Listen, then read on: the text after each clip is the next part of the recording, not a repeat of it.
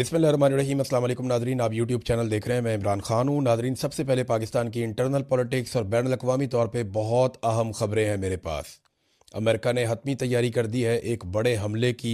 उसके बारे में जो तफसीलात हैं मैं आपके सामने रखूँगा। पाकिस्तान और अफ़गानिस्तान के बीच में हालात काफ़ी कशीदा हो गए हैं। एयर स्ट्राइक्स की हैं पाकिस्तान ने, इसके नतीजे में क्या हुआ, वादी तीरा से बड़ी खौफनाक इतलात आ रही हैं। ये सब कुछ मैं आपके साथ शेयर करता हूँ, लेकिन सबसे पहले अलीमा खानम के ऊपर बहुत तेज़ी से हमले किए जा रहे हैं।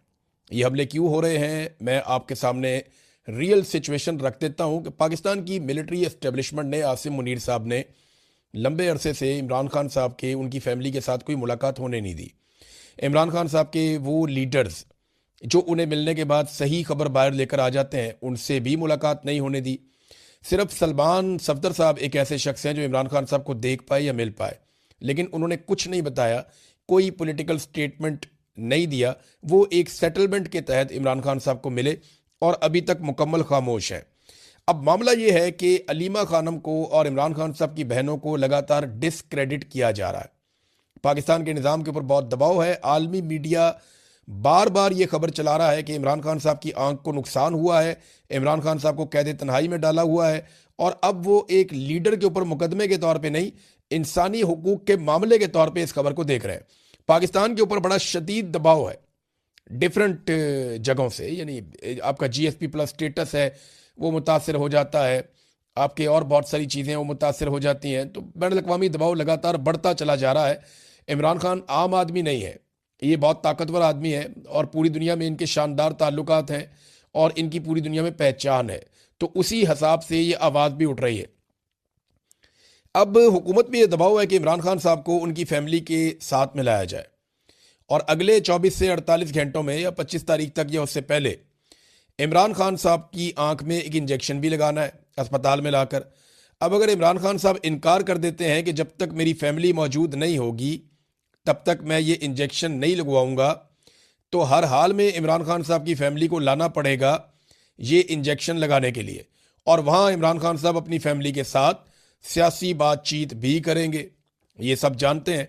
तो इससे पहले कि इमरान खान साहब का कोई पैगाम बाहर आए, देखें इस वक्त पैगाम बाहर कौन ला सकता है? सोहेल आफरीदी को मिलने नहीं दे रहे, पार्टी के वो लोग जिनके ऊपर लोग ट्रस्ट करते हैं उन्हें मिलने नहीं दे रहे, और इमरान खान साहब की बहनों को भी नहीं मिलने दे रहे। तो इमरान खान साहब की बहनें जो पैगाम बाहर लेकर आएंगी वो पैगाम होगा लोगों के लिए एतबार के काबिल।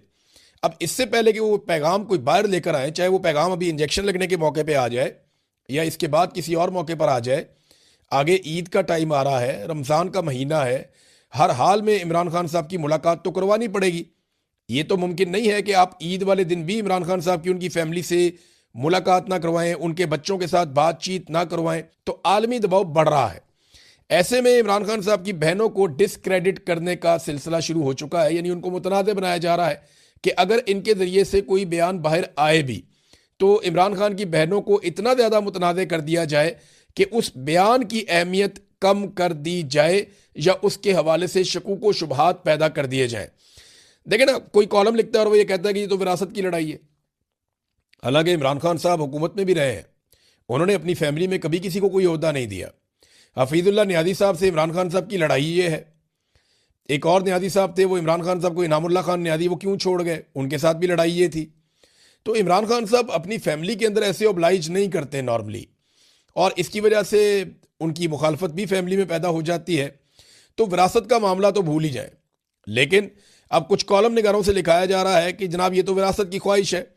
कोई जो है वो उठ के टाउट ये कह देता है कि जनाब अलीमा खानम जो है वो चेयरपर्सन बनना चाहती हैं पार्टी की, और उन्होंने इस ख्वाहिश का इजहार भी किया।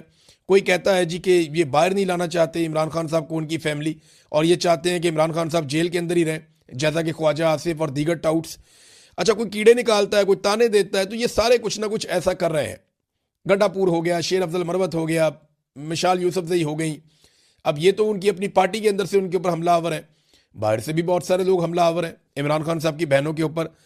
तो ये सब कुछ इसलिए किया जा रहा है कि इमरान खान साहब के हवाले से ये लोग जो भी कोशिश करें वो कोशिश मुतनाज़ हो जाए, और अगर कभी इनको मौका मिले इमरान खान साहब को कोई पैगाम बाहर लाने का, तो उससे पहले इनकी शख्सियत को इतना मुतनाज़ कर दिया जाए कि उस पैगाम के ऊपर लोगों का भरोसा ना हो। तो ये है जनाब सारा खेल जो अलीमा खानम के साथ और बाकी बहनों के साथ खेला जा रहा है।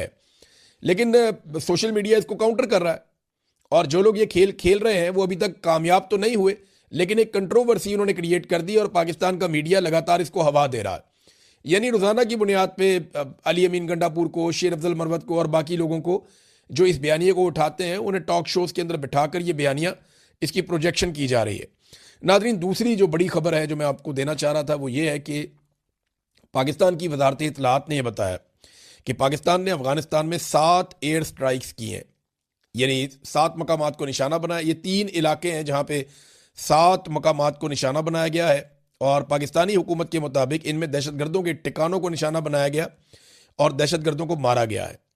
अब सवाल एक और पैदा होता है, वो मैं बाद में करता हूं, लेकिन अफगान हुकूमत का इसके ऊपर मौक़िफ़ है। पाकिस्तानी हुकूमत का मौक़िफ़ यह है कि यह रद्द अमल है जो दहशतगर्दी पाकिस्तान के अंदर हो रही है। बल्कि अभी जो हालिया दहशतगर्दी हुई उसमें एक लेफ्टिनेंट कर्नल समेत 3 लोग शहीद हो गए और जवाबी कार्रवाई में कुछ दहशतगर्द भी मारे गए। लेफ्टिनेंट कर्नल हैं शहजादा गुल फराज, ये एक दहशतगर्दी के वाक़े में शहीद हुए। सिपाही उनके साथ करामत शाह, वो भी जामे शहादत नोश कर गए। तो ये बड़ा अफसोसनाक एक वाक़या हुआ। उसके बाद एक रद्द अमल आता है, और इससे पहले भी ऐसे ही ऑफिसर्स की और जवानों की शहादतें हो रही थी। तो पाकिस्तानी गवर्नमेंट ये कहती है हमने रद्द अमल दिया है और वहाँ पे दहशतगर्दों के ठिकानों को निशाना बनाया है और उन्हें मारा है। जबकि अफगानिस्तान की हुकूमत का मौक़िफ़ आया कि पाकिस्तान की जो स्ट्राइक्स हैं उनमें बड़े पैमाने पर सिविलियंस की जानें गई हैं, जिनमें औरतें और बच्चे भी शामिल हैं। ज़बीउल्लाह मुजाहिद जो तर्जुमान है अफगान हुकूमत के, वो ये कहते हैं कि नंगरहार और पक्तिया में बमबारी हुई है, दर्जनों अफराद शहीद और ज़ख्मी हुए हैं, वो ये कहते हैं। और उन्होंने इल्ज़ाम लगाया कि पाकिस्तानी जर्नैल अपने मुल्क की सिक्योरिटी कमज़ोरियों का अजाला इस तरह के जराइम के ज़रिए कर रहे हैं कि हमला किया जा रहा है सिविलियंस के ऊपर। अच्छा, एक सवाल और पैदा होता है जो मैं करना चाहता हूँ। देखिए, ये तो दोनों वजारत इत्तलात हैं। अब पाकिस्तानी वजारत इत्तलात ये कह रही है कि हमने वहाँ पे दहशतगर्दों को मारा है, अफगान वजारत इत्तलात ये कह रही है कि नहीं, सिविलियंस उसके अंदर निशाना बने हैं। बड़ा सवाल यह है कि पाकिस्तान के अंदर जो नुकसान होता है वो सिविलियंस का और सिक्योरिटी फोर्सेस का होता है, और पाकिस्तान की जो सिक्योरिटी फोर्सेस हैं वो हर वाक़े के बाद और पाकिस्तान की हुकूमत बराह रास्त इल्ज़ाम भारत के ऊपर लगाते हैं। तो पाकिस्तान भारत के ऊपर इस किस्म का कोई हमला करके उनको जवाबी कार्रवाई क्यों नहीं करता? देखिए ना, भारत अगर ये हमले करवा रहा है, वो इसके पीछे मास्टरमाइंड है, तो भारत को भी जवाब देना चाहिए। लेकिन पाकिस्तान जो है वो अफगानिस्तान को जवाब देता है, उनके पास एयरफोर्स नहीं है। लेकिन भारत को पाकिस्तान जवाब नहीं दे रहा। पाकिस्तान को भारत को भी फिर जवाब देना चाहिए अगर भारत की अटैक पाकिस्तान के ऊपर कर रहा है। उसूलन तो यही होना चाहिए। भारत की एयरफोर्स के तैयारे भी हमने गिराए थे कुछ अर्सा पहले, मैं ये भी आपको बता दूं। अब भारत में कुछ भी हो जाए ना, तो वो बगैर सबूत के पाकिस्तान के ऊपर चढ़ दौड़ता है और पाकिस्तान के अंदर आके स्ट्राइक कर जाता है। जब कुछ भी हो जाता है भारत के अंदर, वो सबूत कोई नहीं दिखाते। पाकिस्तान कहता रहता है सबूत दिखाएं, कोई चीज़ है तो सामने लेकर आए, लेकिन भारत हमला कर देता है हमेशा पाकिस्तान के ऊपर। और पाकिस्तान जो है वो रिस्ट्रेंट का मुजाहरा करता है और कभी भी भारत को जवाबी कार्रवाई नहीं करता जब पाकिस्तान के अंदर भारत दहशतगर्दी करवाता है, बकौल पाकिस्तानी गवर्नमेंट के लगातार ये सारे वाकयात भारत करवा रहा है। अब नाज़रीन, आ जाए कि अमेरिका क्या कर रहा है रीजन में। ईरान के आसपास जितने भी अमेरिका के अड्डे हैं, उन सब के ऊपर बड़े पैमाने पर अमेरिका हथियार और फौजी जमा कर रहा है। तेजी से अमेरिकी बहरी बेड़े जो हैं वो इस इलाके में पहुंच रहे हैं। कुछ बहरी बेड़े पहुंच गए थे, कुछ अभी ट्रैवल करके पहुंच रहे हैं। जबकि यूरोप के अंदर, मिडल ईस्ट के अंदर अमेरिका के बहुत सारे फौजी अड्डे हैं। इन तमाम फौजी अड्डों पर बड़े पैमाने पर जंगी जहाज और जो फोर्सेज हैं वो और हथियार वो अमेरिकन पहुंचा रहे हैं। और डोनाल्ड ट्रंप ने पहले ही धमकी दी है कि ईरान के ऊपर अटैक किया जा सकता है, और इससे पहले कई यूरोपीय ममालिक जो हैं वो अपने शहरियों को कह चुके हैं कि वो ईरान को छोड़ दें। तो ऐसा लगता है कि अगर ईरान और अमेरिका के बीच में कोई डील नहीं होती और कोई नतीजा नहीं निकलता, तो ईरान के ऊपर अमेरिका दबाव बढ़ाने के लिए एक बड़ी स्ट्राइक कर सकता है।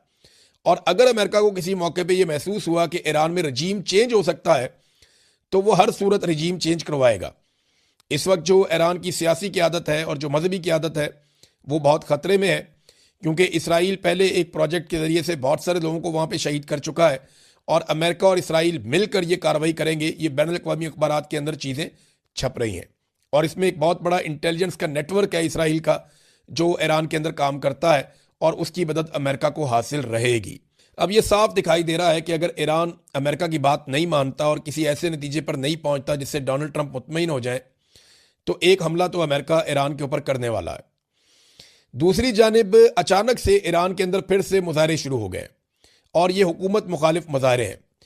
अगर ये दोनों चीज़ें एक साथ होती हैं तो अमेरिका कोशिश करेगा कि अफगानिस्तान के अंदर रजीम तब्दील किया जाए।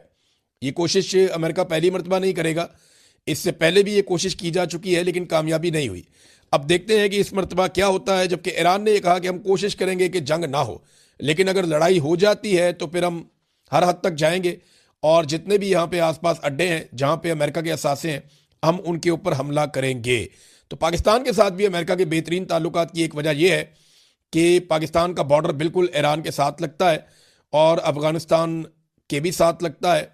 तो ये एक इम्पॉर्टेंस पाकिस्तान की बन जाती है, ख़ासतौर पे बलूचिस्तान की। और अमेरिका समझता है कि यहाँ पे स्ट्रेटेजिकली पाकिस्तान कितना इम्पॉर्टेंट है। अब नाजरीन आप इस बात पे आ जाएंगे, वादी तीरा के अंदर एक इंसिडेंट हुआ।